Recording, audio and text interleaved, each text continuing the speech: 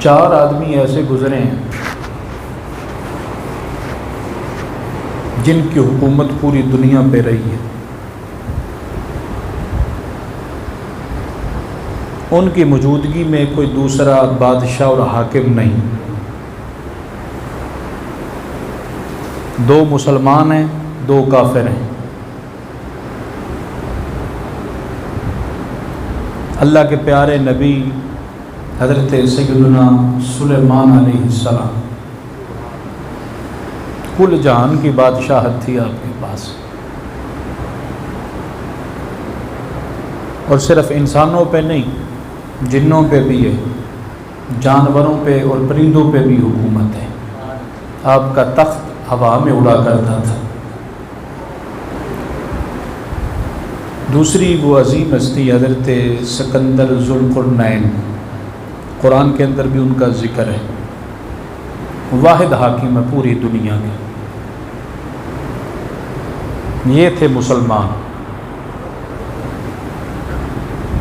تیسرا ہے بخت نصر، یہ کافر ہے۔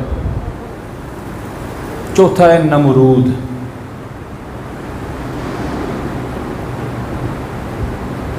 نمرود بھی واحد بادشاہ تھا، واحد سلطان تھا پوری دنیا میں۔ اور یہ ہے کون ویسے؟ اللہ کے نبی حضرت نوح علیہ السلام کے پوتے کا پوتا ہے نمرود، لیکن شرک میں مبتلا ہو گیا۔ جب اقتدار آیا، حکومت آئی، سلطنت آئی، تکبر اتنا بڑھ گیا کہ خدائی دعویٰ کر دیا اس نے، کہا میں ہی رب ہوں۔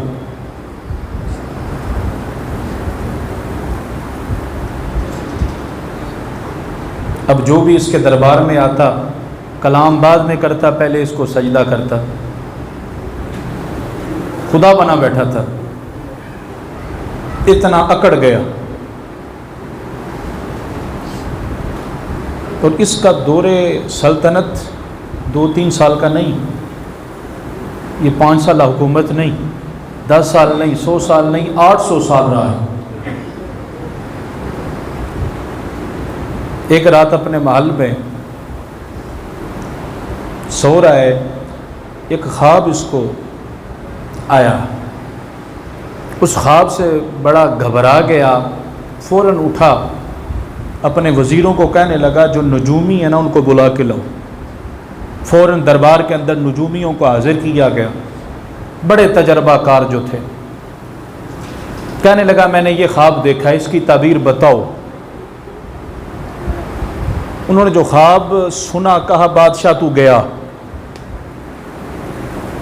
تیری سلطنت کے اندر ایک بچہ پیدا ہونے والا ہے جو بڑا ہو کے تیرے خلاف ہوگا، تیرا تخت الٹ دے گا۔ وہ بہت گھبرایا، اس نے آرڈر جاری کر دیا کہ کوئی مرد اپنی بیوی کے قریب نہیں جا سکتا، اور جو عورتیں پہلے ہی امید سے ہیں اگر ان کی بچیاں ہو جاتی ہیں تو ٹھیک ہے، اور اگر کوئی بچہ ہوتا ہے، لڑکا ہوتا ہے، تو اس کو قتل کر دیا جائے۔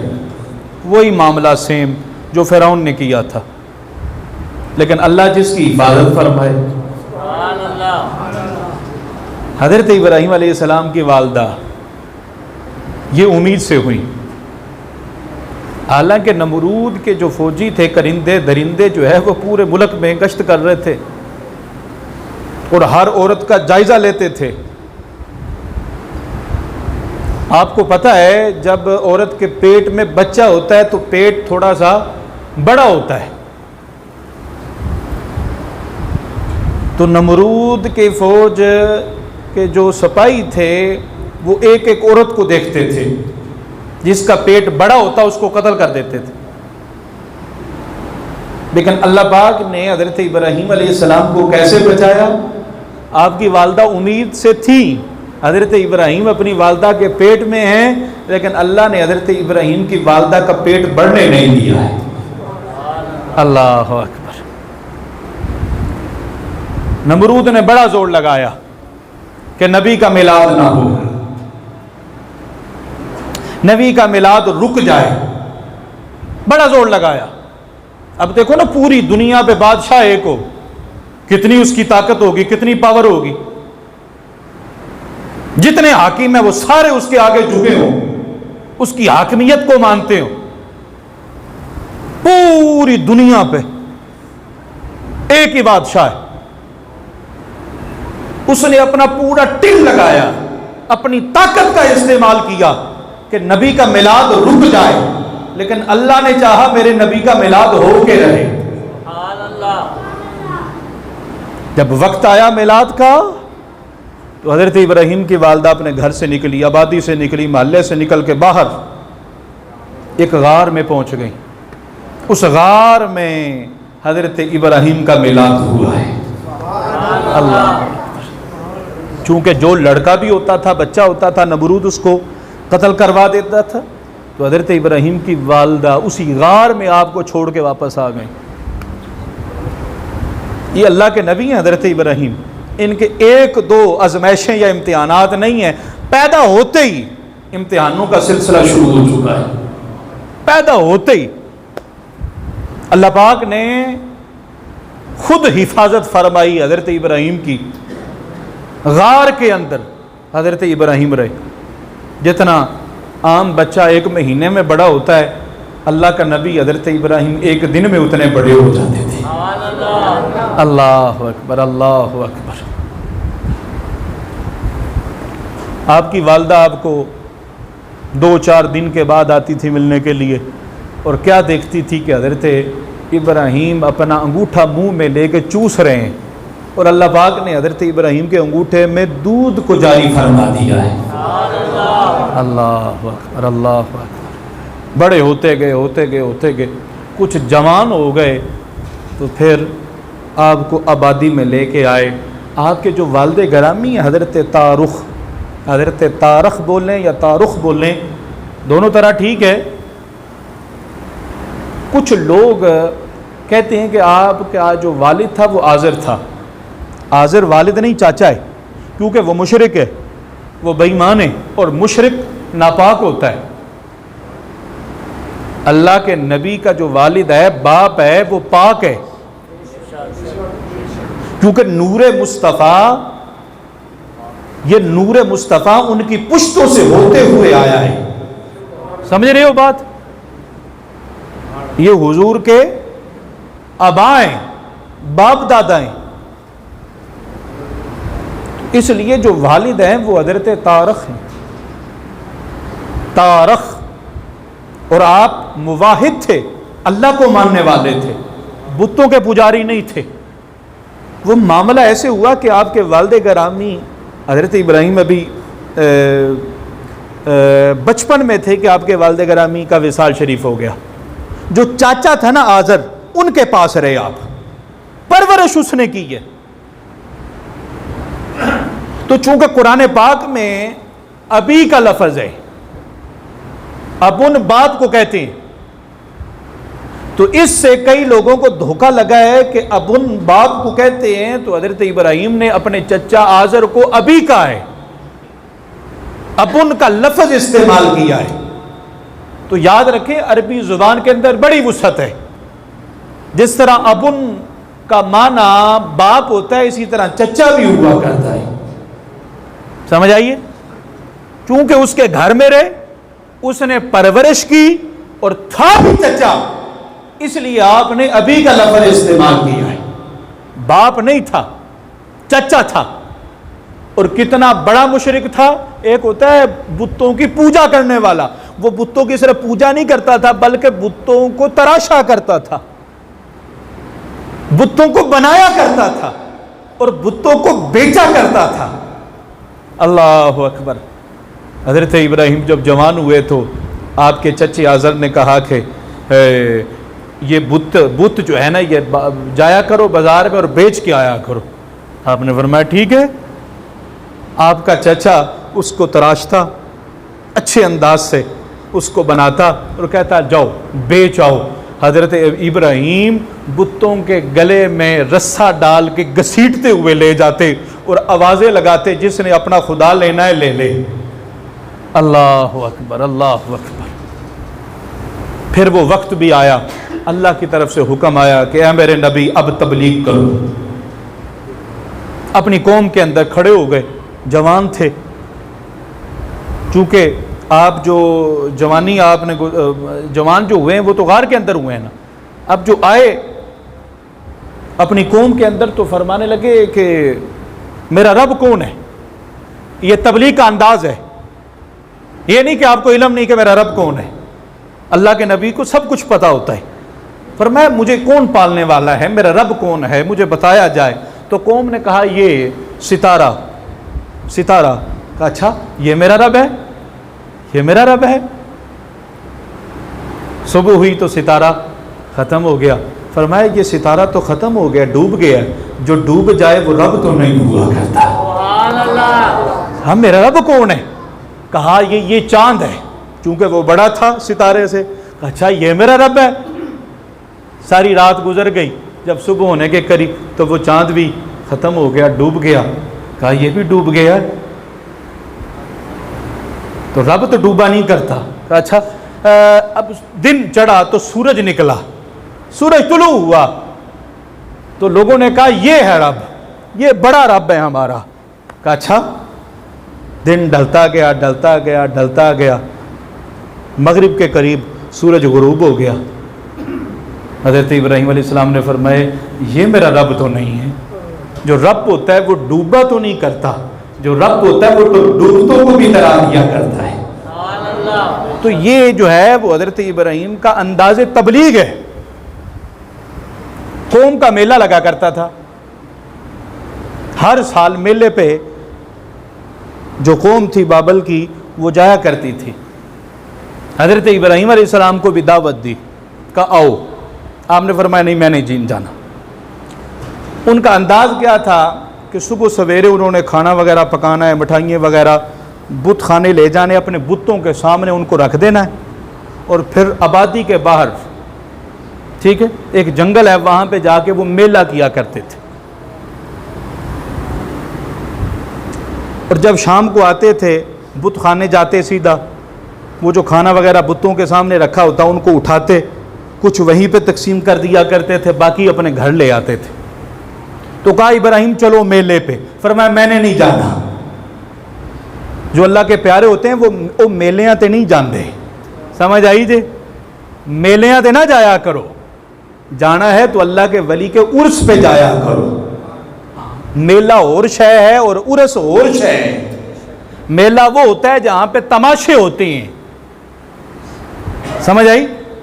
جہاں پہ گناہ ہوتے ہیں وہ میلہ ہوتا ہے، اور عرس تو اللہ کے ولی کا وہ دن جس دن اس کا وصال ہوا۔ کیا مطلب وصال ہوا؟ اس کی ملاقات اپنے رب کے ساتھ ہوئی ہے، اس دن کو منانا یہ عرس ہے۔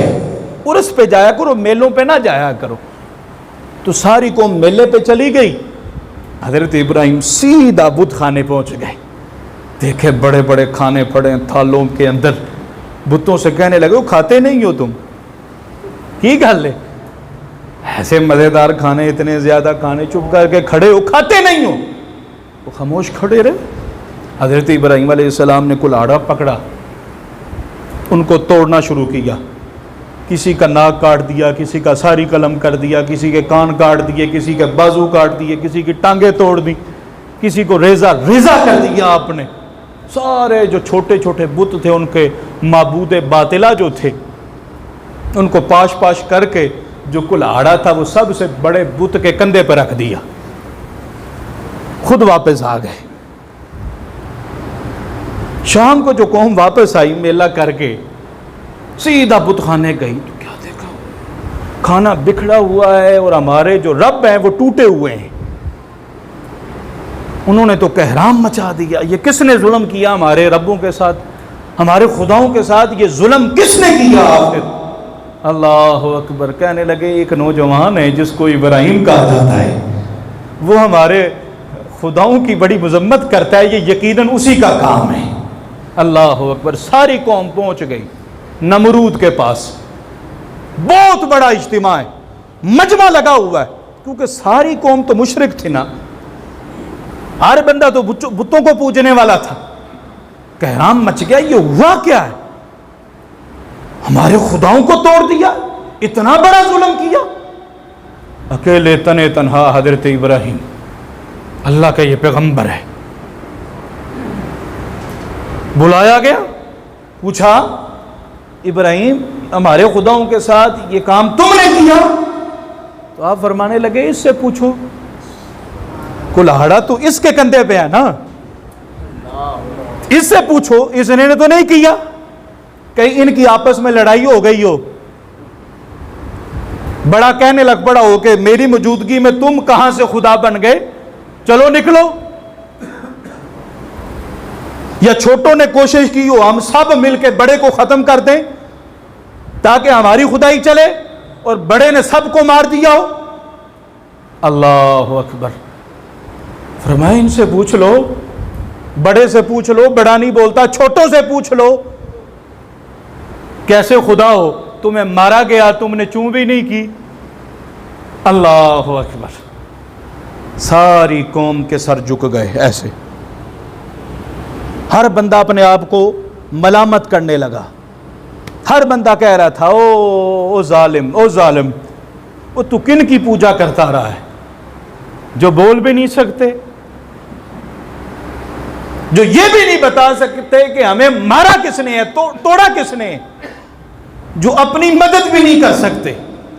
ہر بندے کا سر جھک گیا اور سوچنے لگا. لیکن پھر وہی بدبختی جاگ اٹھی، سر اٹھا کے کہنے لگے ابراہیم تو جانتا ہے یہ نہیں بولا کرتے. تو فرمایا تمہارے اوپر افسوس ہے، تم ایسوں کی پوجا کرتے ہو جو بول بھی نہیں سکتے، اور رب تو وہ ہوتا ہے جو گونگوں کو بھی زبان عطا فرما دیتا ہے، تو ان کو خدا مانتے ہو. اللہ اکبر. حضرت ابراہیم علیہ السلام نے یہ جان بوجھ کے کام کیا، یہ تبلیغ کا انداز ہے، کیونکہ پوری قوم شرک کے اندر مبتلا ہے. آپ نے کام ایسے کیا کہ سارا مجمع اکٹھا ہو جائے، پوری قوم اکٹھی ہو جائے، اور میں کھڑے ہو کے رب کی توحید کا اعلان کر دوں. ویسے آپ بلاتے کوئی آتا نہ آتا، تو یہ جو بتوں کو توڑا نا تو ساری قوم جمع ہو گئی. اس وقت آپ نے اعلان کیا کہ میرا رب اللہ ہے، تم جن کو پوجتے ہو یہ تو تمہیں نہ نفع دے سکتے نہ نقصان دے سکتے. اللہ اکبر. یہاں پہ یہ بات یاد رکھنا، یہ ایک ٹولہ ہے. جتنی آیتیں قرآن کے اندر بتوں کی مذمت میں آئی ہیں، وہ بدبخت وہی آیتیں پڑھتے اور اللہ کے ولیوں پہ چسپاں کرتے ہیں اور ہم پہ اٹیک کرتے ہیں. کہتے دیکھو ان مشرکین میں اور بریلویوں تمہارے اندر کیا فرق ہے، وہ بتوں کو پوجتے تھے، تم جا کے مزارات کو پوجتے ہو. وہ بتوں سے مانگا کرتے تھے، تم جا کے قبروں سے مانگتے ہو. میں نے کہا بڑا بدبخت انسان ہے وہ جو بت کو اور اللہ کے ولی کو ایک جگہ پہ کھڑا کرتا ہے. بت اللہ کا دشمن ہے، وہ دشمن ہے، وہ جہنم کا ایندھن ہے، اور ولی کا تو معنی ہی یہ ہے کہ وہ اللہ کا دوست ہے. دشمن اور دوست ایک ہو گئے. اللہ اکبر. حضرت ابراہیم علیہ السلام نے جب کہا نا کہ میرا رب، تو نمرود نے کہا تمہارا کوئی اور رب ہے میرے سوا؟ کہا ہاں، تو میرا رب نہیں ہے. کہا تیرا رب کون ہے؟ حضرت ابراہیم فرمانے لگے میرا رب وہ ہے جو زندہ بھی کرتا ہے اور موت بھی دیتا ہے، جس کے قبضہ قدرت میں حیات و موت ہے، جس کو چاہتا ہے زندگی عطا فرماتا ہے، جس کو چاہتا ہے موت کی نیند سلا دیتا ہے. نمرود تھا تو واحد بادشاہ پوری دنیا کا، لیکن عقل کا اندھا تھا. کہنے لگا یہ کام تو میں بھی کر لیتا ہوں. اس نے قید خانے سے 2 بندوں کو بلایا، ایک کو مار دیا دوسرے کو چھوڑ دیا. کہا دیکھو ایک کو زندگی دی دوسرے کو موت دی. اللہ اکبر. سمجھ نہیں سکا فلسفہ کیا ہے. حضرت ابراہیم علیہ السلام کو پتہ چلا یہ تو بالکل عقل کا اندھا ہے. آ رہی ہے. آپ نے مزید بحث نہیں کی، آپ نے دلیل بدل دی. فرمایا میرا رب وہ ہے جو سورج کو مشرق سے طلوع کرتا ہے. اگر تو رب ہونے کا دعویٰ کرتا ہے تو پھر سورج کو مغرب سے طلوع کر کے دکھا دے. اللہ اکبر اللہ اکبر. فَبُهِتَ الَّذِي كَفَرَ. اللہ کا قرآن کہتا ہے کافر نمرود مبہوت ہو کے رہ گیا. اندھے چھکے چھوڑ گیا ہویا کی. اللہ اکبر اللہ اکبر. مفسرین نے اس مقام پہ لکھا ہے کہ اگر نمرود آگے سے یہ کہہ دیتا ابراہیم میں رب ہوں، سورج جو مشرق سے نکلتا ہے نا وہ میں نکالتا ہوں، اگر تیرا رب میرے سوا کوئی اور ہے تو اس رب سے کہو سورج مغرب سے نکال کے دکھا.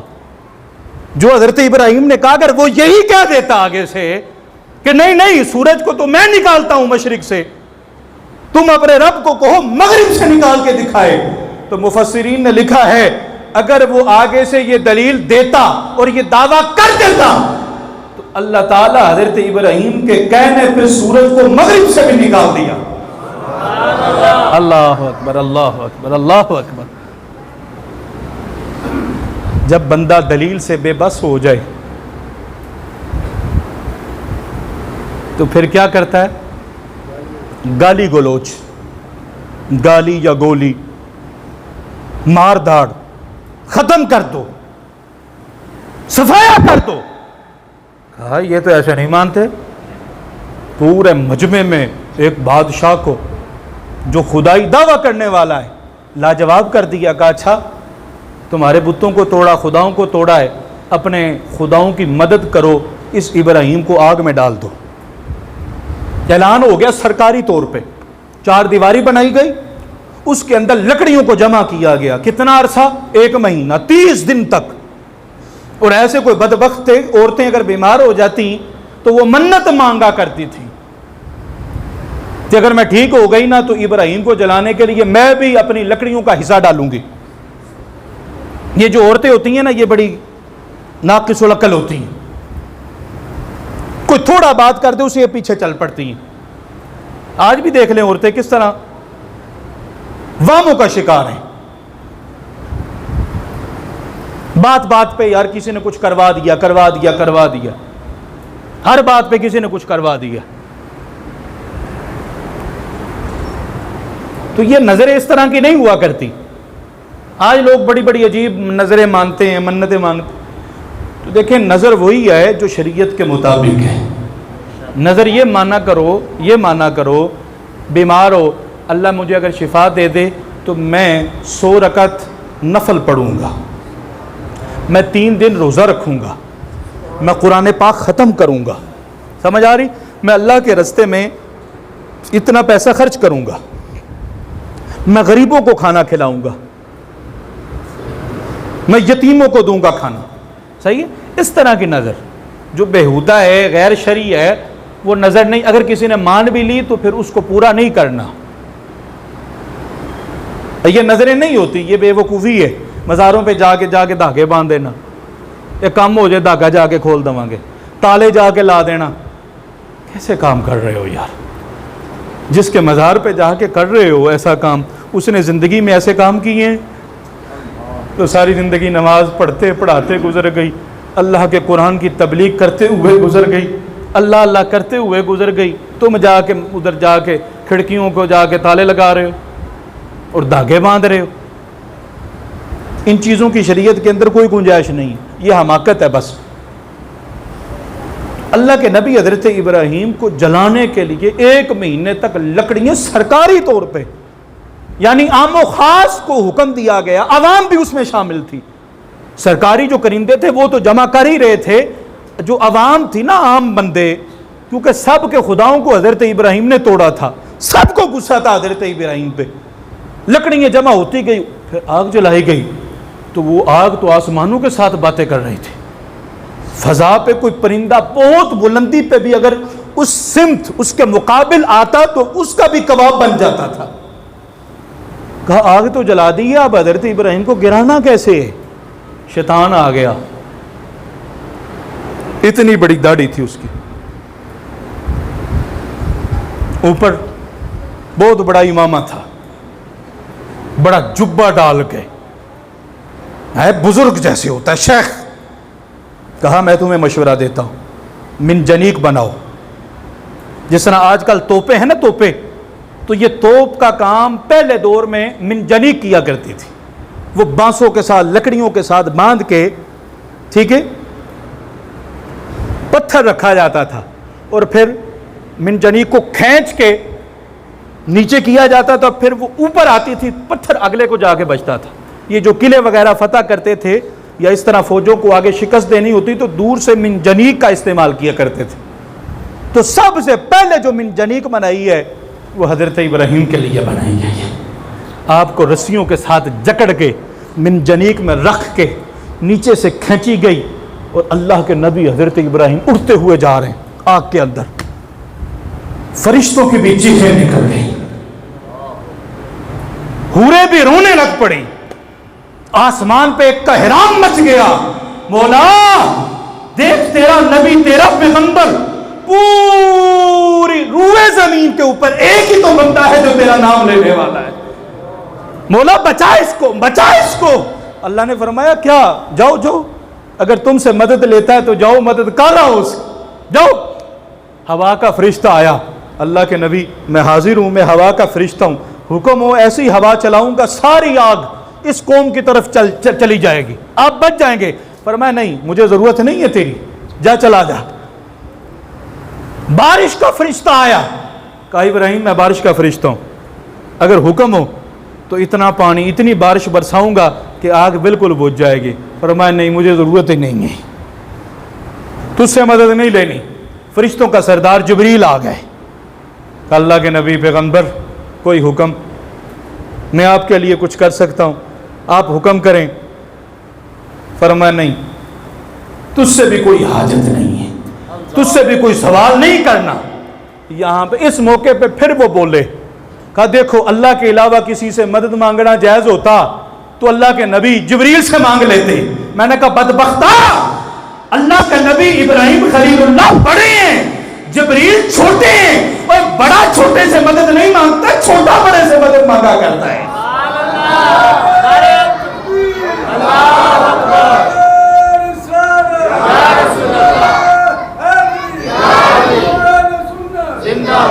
جبریل تجھ سے کوئی سوال نہیں کرنا، تیری مدد کی ضرورت نہیں. کہا اگر مجھ سے نہیں مانگتے رب سے مانگ لو، رب سے مانگو. کہا جبریل مجھے یہ بتا، یہ قوم نمرود کے ذہنوں میں کس نے ڈالا ہے کہ ابراہیم کو آگ میں ڈال دیا جائے؟ کہا اللہ نے. کہ ڈالا اللہ نے، اللہ نے ذہن میں، تو پھر مجھے جانے دے، میں نے اس سے کیا مانگنا ہے؟ وہ جانتا نہیں ہے، وہ میری حالت کو جانتا نہیں ہے، جانتا ہے نا. جے سونا میرے دکھ وچ راضی تے میں سکھ نو چلے پاواں. کہا اگر اس کی رضا کے لیے، اس کی خوشی کے لیے ایک ابراہیم کے 1000 ابراہیم بھی جلنے پڑے تو میں جلاؤں گا. اللہ اکبر. سوال نہیں کیا، رب سے بھی دعا نہیں مانگی. حسبنا اللہ و نعم الوکیل. ہمارے لیے اللہ ہی کافی ہے، بہترین کارساز ہے، بہترین مدد کرنے والا ہے. بن جنیق سے ابراہیم آگے آگ کے اندر گرے. اللہ نے فرمایا یا نار کونی بردم و سلام علی ابراہیم. اے آگ میرے پیارے ابراہیم خلیل اللہ پہ ٹھنڈی ہو جا اور سلامتی والی ہو جا. اللہ اکبر. مفسرین نے لکھا جب اللہ نے فرمایا نا آگ سے کہ ٹھنڈی ہو جا، فرمایا کائنات کے اندر روئے زمین پہ جتنی آگ بھی جل رہی تھی ساری کی ساری ٹھنڈی ہو گئی. سبحان اللہ. اور صرف ٹھنڈی نہیں، آگے فرمایا سلامن، سلامتی والی بھی ہو جا. اگر صرف اللہ یہ فرماتا نا بردن، صرف ٹھنڈی ہو جا، وہ اتنی ٹھنڈی ہو جاتی کہ اللہ کے نبی حضرت ابراہیم کو ٹھنڈک سے تکلیف ہوتی. فرمایا ٹھنڈی بھی ہو جا اور میرے ابراہیم پہ سلامتی والی بھی ہو جا. آگ کے اندر گرے حضرت ابراہیم. آگ نے کچھ نہیں کیا. ہاں وہ جو رسیاں تھی جس کے ساتھ آپ کو جکڑا گیا تھا وہ رسیاں جل گئیں، ٹوٹ گئیں.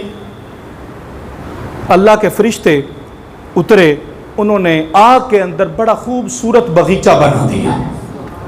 اللہ اکبر، اللہ اکبر. کیسا خوبصورت منظر ہے. اللہ کے نبی وہاں پہ 40 دن یا 50 دن رہے. حضرت ابراہیم علیہ السلام سے پوچھا گیا حضرت آپ کی اتنی لمبی زندگی ہے، سب سے خوبصورت مزیدار لمحات کون سے گزرے ہیں آپ کے؟ فرمایا سب سے بہترین اگر میں نے وقت گزارا ہے نا تو سن لو، وہ وقت ہے جو میں نے آتش نمرود میں گزارا ہے۔ اللہ اکبر! جب ایک محب اپنے محبوب کی رضا کے لیے، اس کی خوشی کے لیے آگ میں کود پڑا، اللہ اکبر! وہ کیسے لمحات ہوں گے، کیسا وہ خدا کا دیدار اور وصال ہوتا ہوگا۔ فرمایا سب سے بہترین اوقات میرے آتش نمرود میں گزرے ہیں۔ اللہ تعالی ہمیں بھی اپنے پیارے نبی حضرت ابراہیم خلیل اللہ کی محبت کے سمندر میں سے ایک قطرہ اپنی محبت کا عطا فرمائے۔ وآخر دعوانا ان الحمد للہ رب العالمین۔